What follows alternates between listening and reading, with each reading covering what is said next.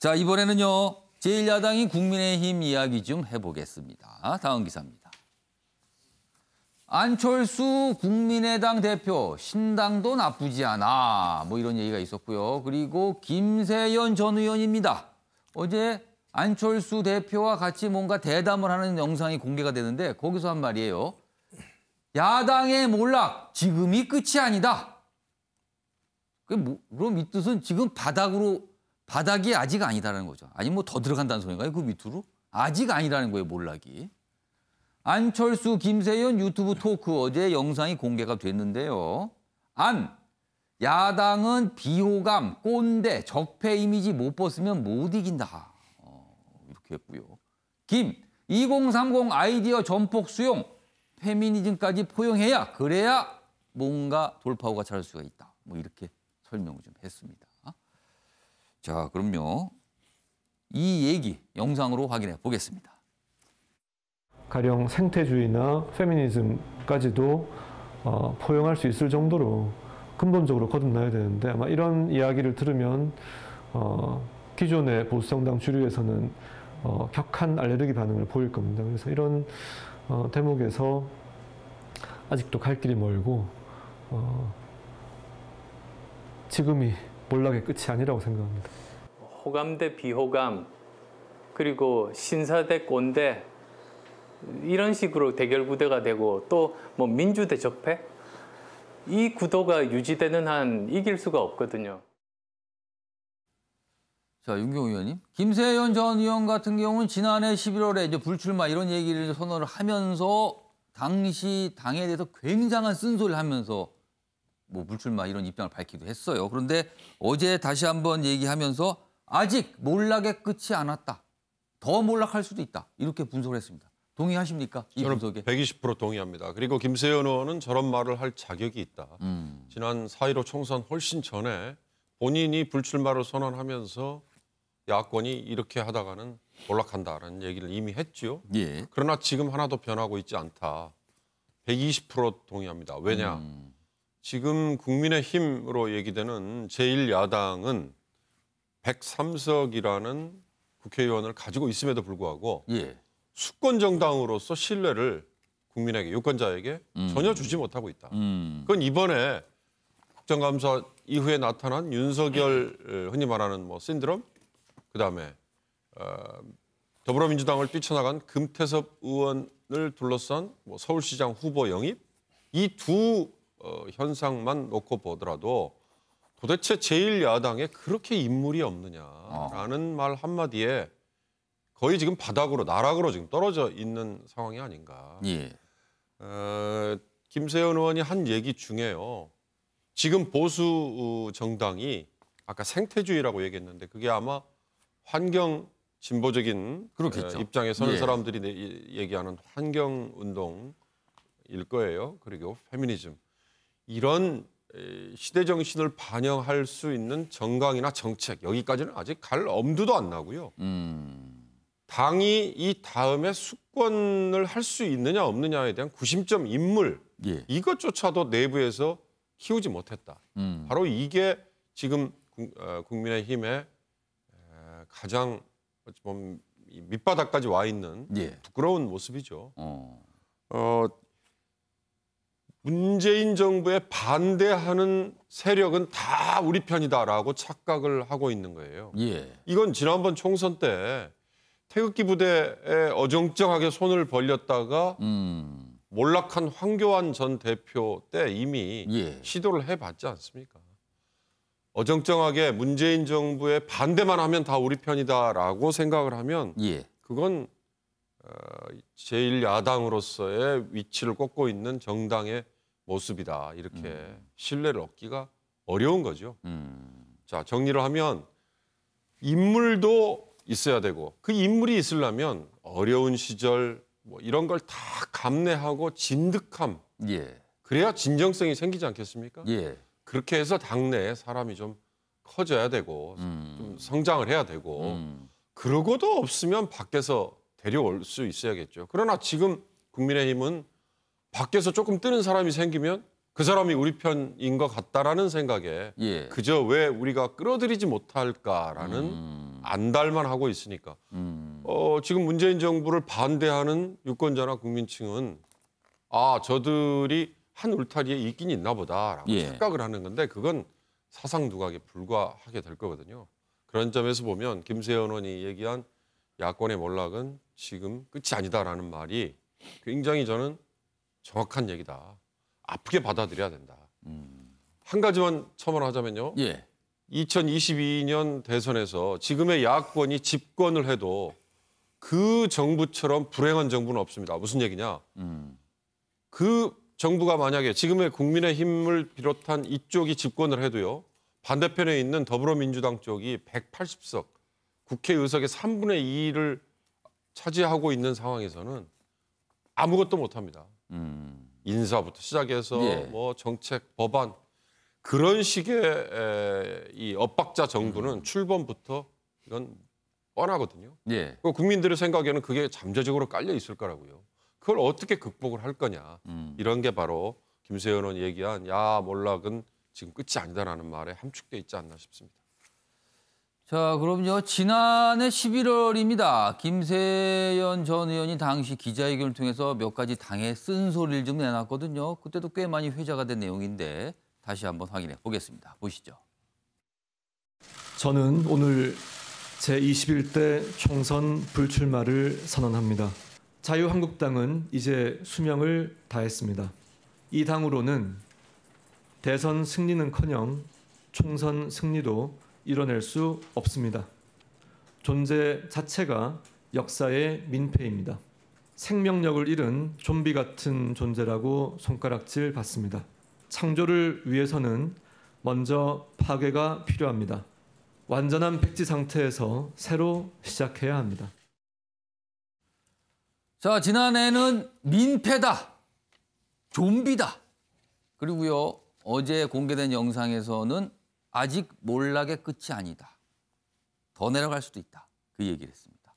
정철 편집위원, 이 분석에, 이 진단에 동의하시는지, 동의한다면 어떤 이유에서 그런지 설명해 주세요. 저는 한 국민의힘이 지하 3층 정도까지 내려갔다고 생각하는데 지금 지하 3층입니까? 예, 3층 정도까지 내려갔는데 지금 지하 한 5층, 6층, 지하 10층까지 있는지도 모르겠습니다. 바닥이 아니고 지하로 들어간 거예요, 그렇습니다. 지금? 계속 들어가고 있는데 최근의 상황을 보면 그렇죠. 뭐 가덕도 신공항을 그 정부가 해주겠다 그러니까 그 예. 앞에서 지리멸렬하는 그런 모습. 예. 그리고 뭐 윤경호 선배님 말씀하셨다시피 뭐 윤석열 현상이 나타나는 것들.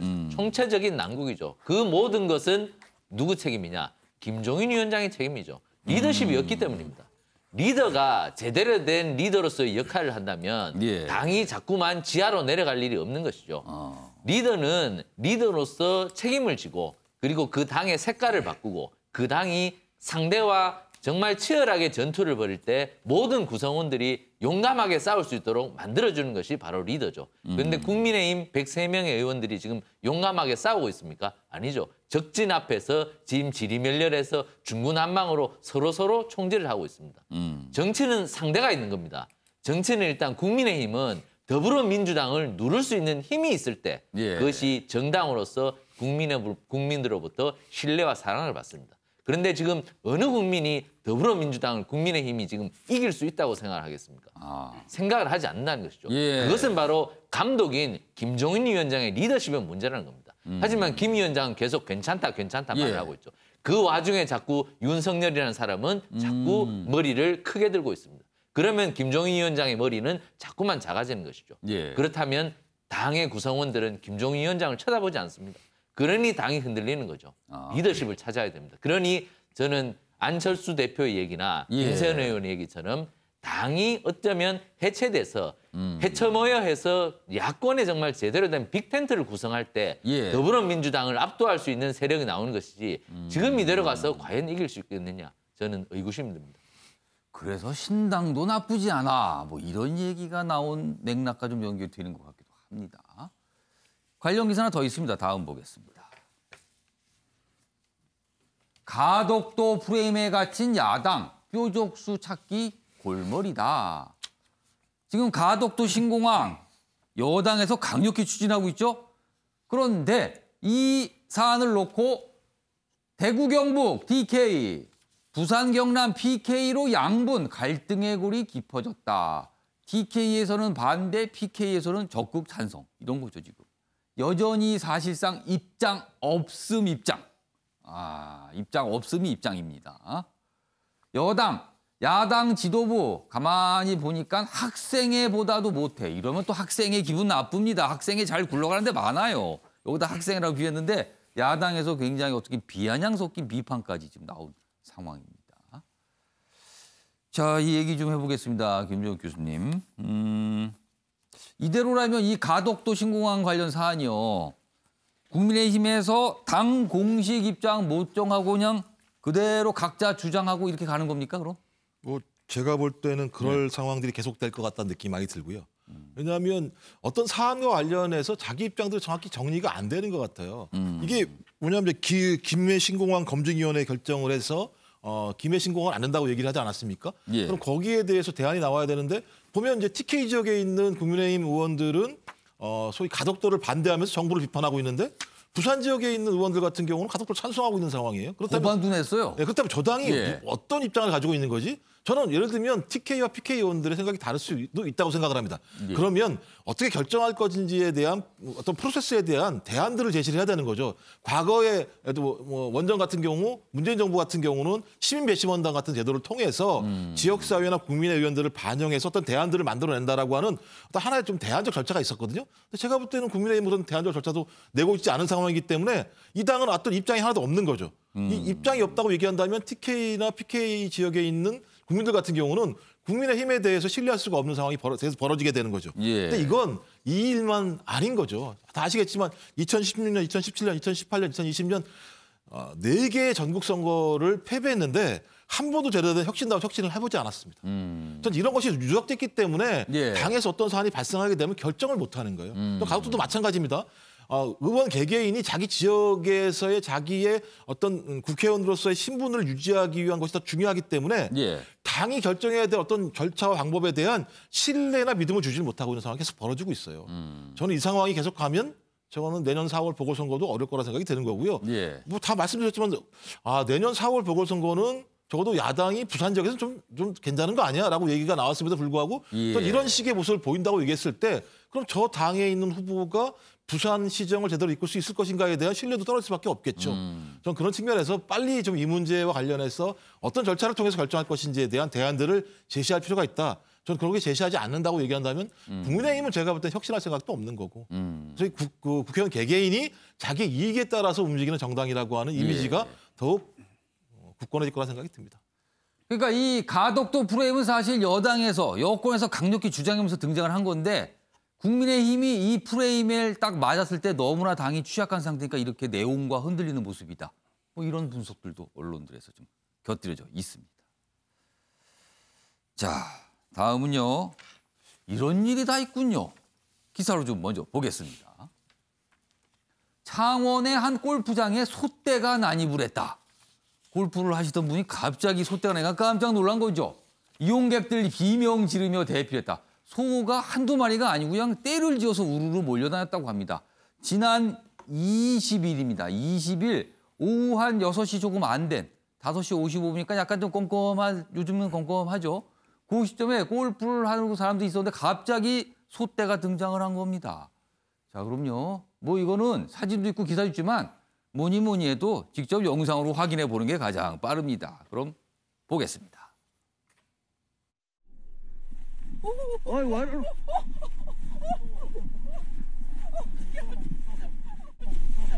이 골프장에 이게 지금 소가 이거 들어와가지고 이게 될 일입니까 이거 지금 멧돼지는 봤어도 이 소 이거는 또 처음입니다 이거 지금.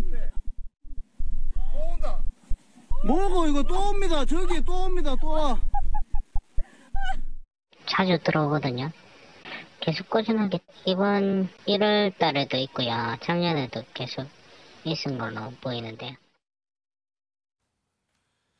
자, 조대인 변호사. 네. 지금 보시면요. 설명이 좀 나왔잖아요. 이게 한두 번 그런 게 아니라 꾸준히 이렇게 소떼들이 골프장에 나타난답니다. 그리고 보면은 이 소들은 아마도 방목을 하는 소가 아닐까. 그러니까 인근에서 방목한 소가 이렇게 골프장을 온다는 거죠. 근데 다행히도 큰 무슨 위험은 없었어요. 이렇게 지나가고 말았는데 골프장이나 이용객 입장에서는 사실 피해 아닙니까? 이거 이 소 주인의 책임 이거 문제가 법적으로 어떻게 되겠습니까 이거는? 손해배상 책임을 져야 되고요. 그리고 이제 소주인 입장에서는 그렇겠죠. 뭐 소가 풀 있는 데 가서 풀 뜯는 데는데 내가 어떻게 말리느냐 뭐 이렇게까지 얘기를 할 수밖에 없을 것 같은데 저기는 이제 골프장은 사유지기 때문에 예. 관련해서 그 자기가 기르는 동물들이 임의로 침범하면 되지 않습니다. 침범하면 되지 않고 또 가면 또 소들이 또 그냥 있는 게 아니라 땅을 또 파헤쳐놔요. 파헤쳐 놓기 때문에 여러 가지 손해들이 많이 발생하거든요. 그렇기 때문에 이런 손해들이 발생되면 소주인이 소 마음을 통제는 못하더라도 그 손해는 배상을 해야 되는 상황이 될 수 있습니다.